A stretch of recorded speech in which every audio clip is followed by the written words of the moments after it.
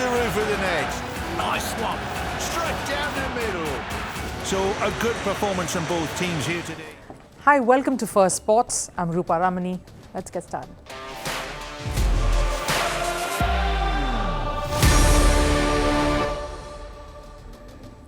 How much can you fight for glory?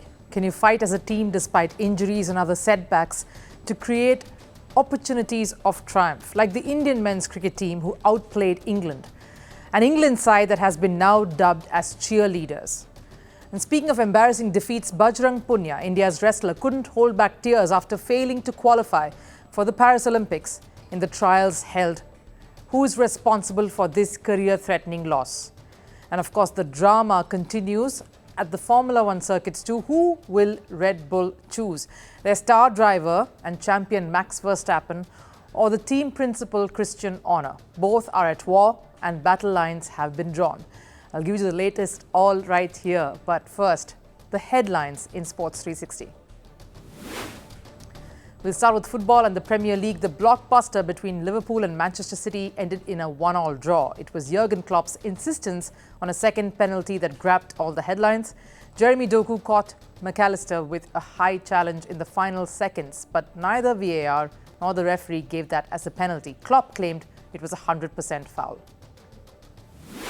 In badminton, world number 1 Satvik Sairaj Rankireddy and Chirag Shetty captured the BWF French Open title. The Indian duo beat their opponents from Chinese Taipei 21-11, 21-17 in just 36 minutes. It was the shortest contest on the last day of the Super 750 tournament. This is Satvik and Chirag's first title this year. Over in tennis, world number 3 Yannick Sinner showed no signs of slowing down. Sinner trounced 25th seed Jan-Lennard Struff 6-3, 6-4 to reach the 4th round at Indian Wells Masters. In another match, world number 2 Carlos Alcaraz beat Canada's Felix Auger-Aliassime 6-2, 6-3. In cricket, Sri Lanka beat Bangladesh by 28 runs in the third T20I to clinch the series 2-1. But what really made the headlines was the celebrations right after that. In fact, Thushara picked up 5 wickets that included a hat-trick. But none of that counted because Sri Lankan players mocked Bangladesh side by doing a timed-out gesture while posing for pictures, referring to the Angelo Matthews dismissal from the World Cup. And staying with cricket in Women's Premier League, Delhi beat Royal Challengers Bangalore by the narrowest of margins. Batting first, Delhi put up a total of 181 runs. Chasing 181, RCB only managed to score 180 runs, woefully 1 run short. With 5 wins in 7 games, Delhi topped the table and have qualified for the playoffs.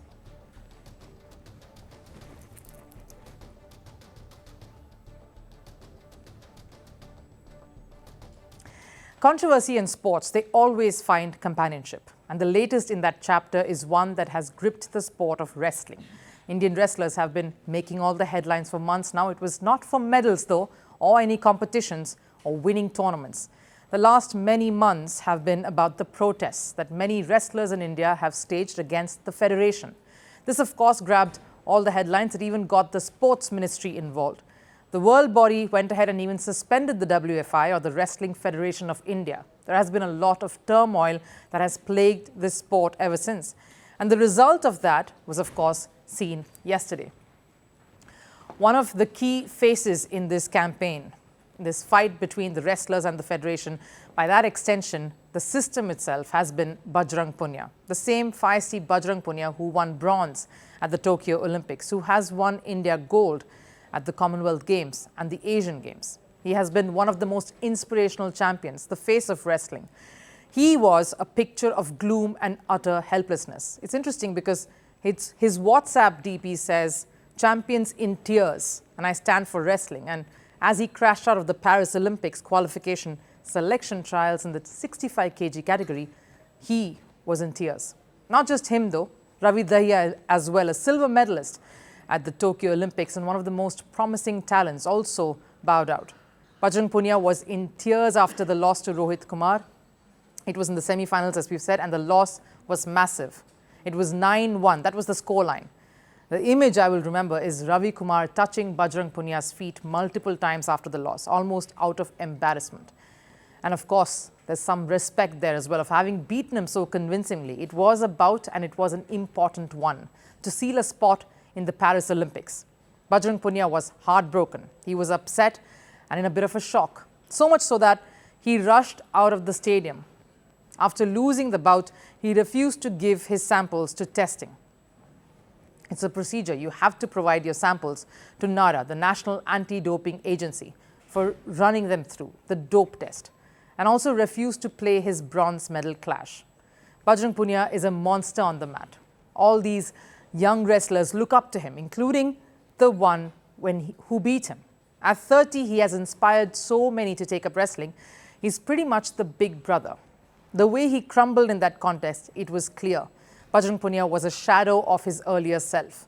The wrestler who won medals, who muscled his way to glory across different tournaments, was shades away from what we've seen him perform at.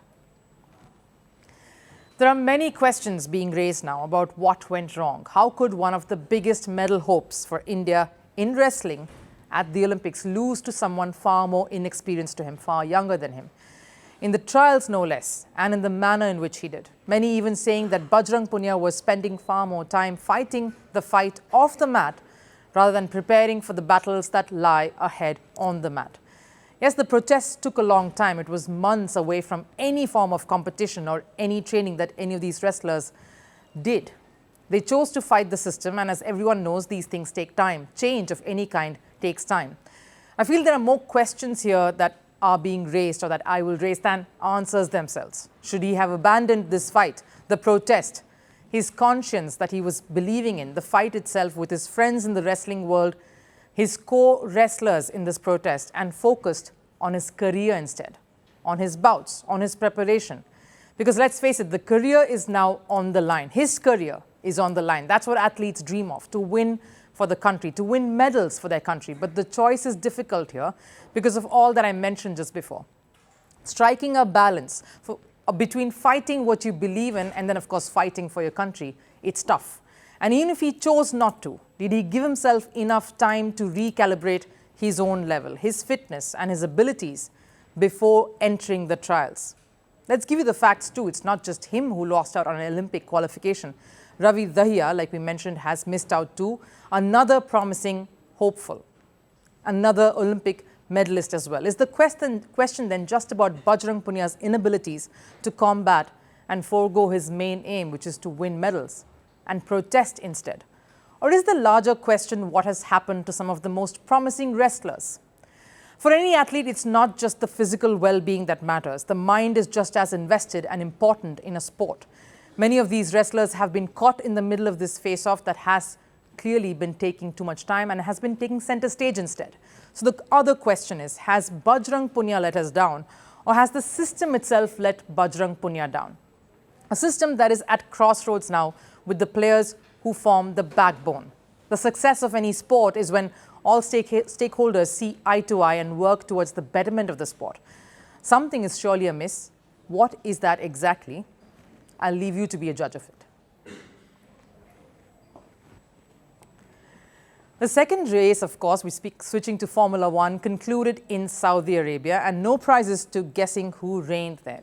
Max Verstappen set the track on fire. He seems to be in a league of his own, replicating the same dominance that he had shown in 2023. The Saudi Grand Prix victory was, in fact, his 100th podium finish too, so quite an achievement that. The Jeddah racetrack in Saudi Arabia did not put Max Verstappen in too much trouble, making it 2 wins out of 2. But there's a lot of trouble brewing off the tracks. That's put Verstappen and Red Bull in a bit of a bind and a collision course of sort. And at the center of it all is team principal Christian Horner. Not only is his image going through quite a bit of an overhaul in the public sphere, no thanks to all the allegations of misdemeanor, but the latest challenge that is putting Horner in the hot seat is keeping Verstappen in Red Bull. Horner keeps denying the allegations of misconduct made by the female employee against him. After giving him a clean chit and squashing the allegations and disregarding the email leak, Red Bull has now suspended the female employee who had raised these allegations in the first place. This seemingly irrelevant episode has not just revealed a power struggle at the heart of the Red Bull saga, but it's a battle now between Christian Horner and the company's motorsport advisor Helmut Marko. We did tell you about this some days ago. Horner and Marko don't really see eye to eye. And now more and more, there are enough indications that it could also be about the friction between the Thai majority shareholders and the Austrian minority shareholders. And now Verstappen seems to be caught in the middle of this. It's also because Max Verstappen and his father Jos Verstappen are part of the Austrian minority shareholders. I'll explain. Right in the middle of this Horner drama, fresh reports over the weekend emerged about Marko on the verge of being suspended. Helmut Marko on the verge of being suspended from Red Bull. This over allegedly leaking information about the investigation itself. But Verstappen had come to his defense. Hence, all these reports quietened out. The rumors died down. This came a day after Red Bull suspended the female employee who had made those allegations against Horner. So it is an indication of some sort of Horner, who has the backing of Thai stakeholders, is trying to force Marko out.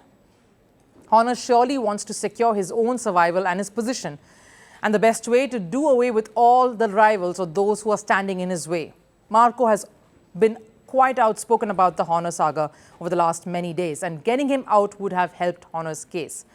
But as the rumors started doing the rounds, Horner had to clarify his position. The rumors about suspension were news to the team as to anybody else. Helmut is a contractor to Red Bull, so it was an issue between them and we weren't part of that discussion. I have known Helmut since 1996 and he has played an important role over the years. Coming up to 81 years of age, he is still motivated about F1, which is a positive thing. My relationship with Helmut is no issue. He is always outspoken, but that's Helmut. I'm not quite sure where the rumors permeated from. It is not something I have been involved in. He's obviously sidestepped from the issue and denied any connection to it, but whoever is challenging Marko's position is playing a high-risk game because the consequences are unimaginable. Max Verstappen is close to Helmut Marko, we have established that, and has been pretty vocal about it. And it took Verstappen's intervention to make Red Bull take a U-turn on the whole Marko situation as well. It's very important that he stays within the team. If such an important pillar falls away, that's not good for my situation as well. So, for me, Helmut has to stay, for sure. I always said that what is most important is that we work together as a team and that everyone keeps the peace. And that's what we, I think, all agree on within the team. So hopefully from now on, that is also fully the case. So indirectly, Verstappen made it clear if Marko leaves, he would leave too. And since the Verstappen exit clause is linked to Marko, a blip there would certainly make the situation a lot worse. Horner, of course, is wary of that, but seems like he isn't really all too bothered by that possibility. It's like anything in life. You can't force somebody to be somewhere just because of a piece of paper. If somebody didn't want to be in this team, then we are not going to force somebody against their will to be here. That applies whether it is a machine operator or a designer or someone in one of the support functions that runs through the business. We are a team and no single individual is bigger than the team. Yes, we hear you. Nobody is bigger than the team. But losing someone like Max Verstappen would be a massive setback, the defending champion. Horner has repeatedly said that there is a line that can't be crossed and that he is now a cleared man. But the Saudi Grand Prix weekend has reiterated that this controversy is not dying down anytime soon. That we haven't really seen the end of it all because now everybody is involved in this matter. The stakeholders, the team principal and the world champion driver himself. How long can the stakeholders in Red Bull continue to back Horner and at what cost? What are they willing to forego for Christian Horner's presence? These are important questions that Red Bull needs to answer. Horner may act all nonchalant on the matter and portray a very cool image there, a cool situation that's presiding in Red Bull. But let's be honest, deep down, he too knows losing Verstappen is something Red Bull can't have and don't want to afford. And it'll come down to him. The cricket series between the Indian and England men's teams concluded, and no surprises there. India hammered England's Bazball in the fifth and final test in Dharamshala. The Indian team beat England by an innings and 64 runs to clinch the series 4-1. What this win has meant, India is number one in all three formats. Number one in tests, won the internationals and T20 internationals. And of course, the winners are also top of the World Test Championship points table. However, a 4-1 series result really doesn't reflect what actually transpired. India are a good test side, we know that, and especially at home. But this scoreline doesn't tell you the entire picture, so let me break that down for you. You see, this wasn't the usual Indian squad. India played without their star batter Virat Kohli, who missed the entire series owing to the birth of his second child, and also without the services of ace paces Mohammed Shami, the star for India at the World Cup last year. Injuries continued to haunt the Indian side throughout the series. Regular players Shreyas Iyer, KL Rahul and Ravindra Jadeja missed tests during the series. The senior pros aren't there, and it was the next generation stars that took ownership. Yashasvi Jaiswal, Shubman Gill, Sarfraz Khan, Dhruv Jurel, Kuldeep Yadav, Akash Deep and Devdutt Padikkal, or the bunch that Rohit Sharma calls the guys who wander around in a garden. I'll give you the reference first. After the first test loss, India's effort in the fielding was questioned. Tired of this, Captain Rohit Sharma was heard yelling at his fielders, and it was caught on stump cameras saying, "Don't wander around in the field like it's a garden. It's a cricket ground after all." And of course, once Rohit schooled the young players, they all seemed to wake up from the slumber and turned things around. They capitalized on every opportunity given to them. In the bowling front, Kuldeep picked 19 wickets in 4 matches, similar to that of Ravindra Jadeja, the more experienced one, and was 5th in the highest wicket-takers list. In the batting department, India didn't feel the void of Virat, Shreyas Iyer, KL Rahul, Rishabh Pant. At the top, it was Yashasvi and Shubman doing the scoring. Shubman, who had a timid start to the series, but then built on it as the series went on. The duo emerged as the top 2 run-getters. While Yashasvi scored 712 runs, Gill managed to get somewhere more than 450 to outplay England on all fronts. And yes, Yashasvi even went past Virat Kohli to be on the 3rd spot in an elite list. He's 3rd in the list of most runs in a test series by an Indian, just behind Sunil Gavaskar. The youngsters took charge. They went into the series with a lot of issues, but they made the most of their opportunities and represented Test cricket's motto. So much so that even Captain Rohit Sharma lauded their effort. These guys are maybe short of experience. They have played a lot of cricket, and I can stand here and see that these guys responded pretty well under the pressure. The credit goes to the entire team, and it was pleasing to see. India was dealt with misfortunes along the way, and they turned that into opportunities to deliver, to make it count. Unlike England, England came into the series with their reluctance to give up on the Bazball approach, which is fine. Conviction wins you matches and tournaments, and it started well for England with the victory in the first test. But they really lost their way, and they did that as opposed to youngsters in the remaining 4 matches. And somewhere they probably lost their own instinct, the Bazball instinct, something Baz himself, Brendan McCullum, made a comment on. Sometimes you can get away with things, but when you're exposed in the way we have been in the back end of the series in particular, it does require some pretty deep thinking and some adjustment to make sure we are staying true to what we believe in. If anything, we got more timid as the series went on, and that was because of the pressure that was applied to us by the Indian lineup. Not just with the ball, but with the bat. They put us under a tremendous amount of pressure too. That truly sums up England's series for you. The English side, in the quest of being aggressive, looked completely uncomfortable as the series progressed. It isn't a reflection of aggression, that's a reflection of pressure. They were surrounded on all fronts. India outplayed Bazball in its own backyard. A full-fledged England side came to India's serious competitors,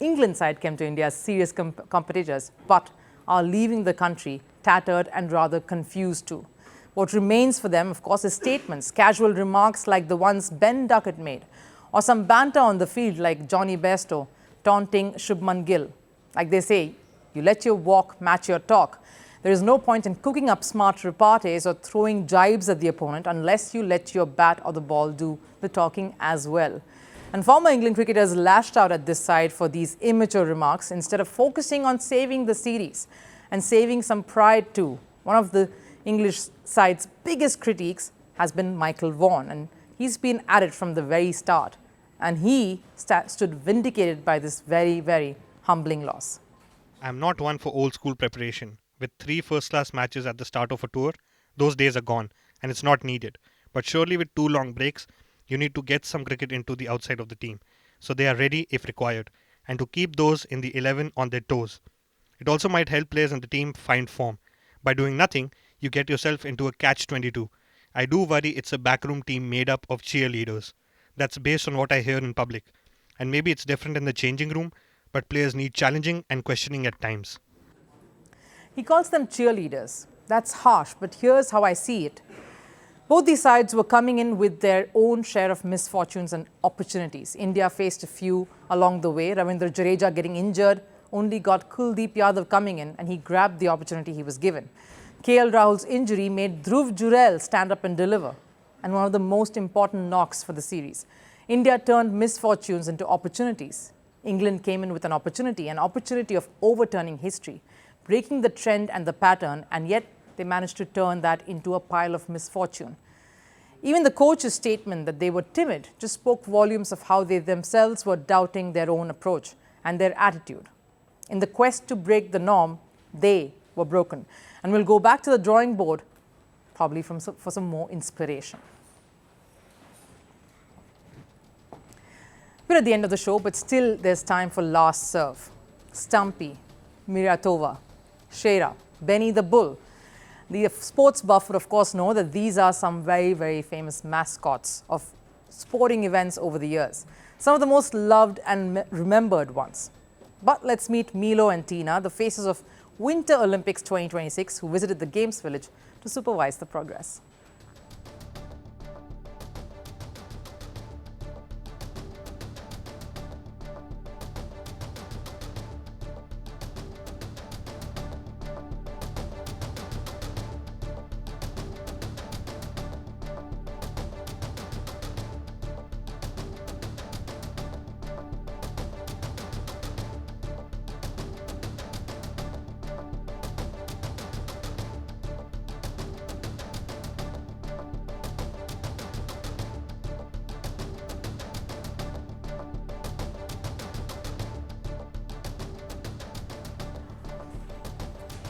Milo and Tina could easily distract any work that's going on there, but that does it here on First Sports. Thanks for joining in. I'll see you again tomorrow at 7.